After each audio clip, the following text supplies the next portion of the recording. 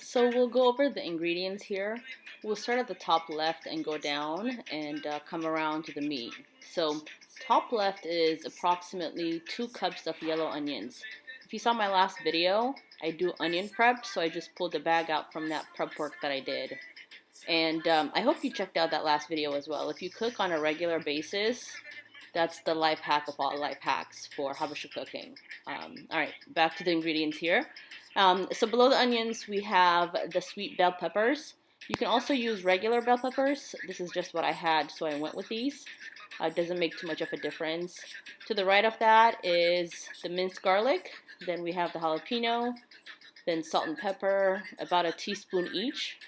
Above that, we have the greens. Now, I like to mix spinach and collard greens. The reason is because I like the texture I get from the two together.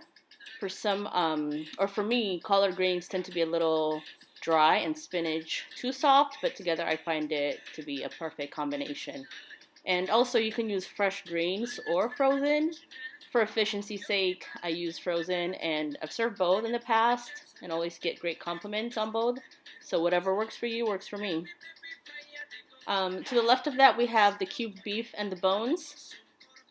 And in the center, we have about a teaspoon of chicken bouillon.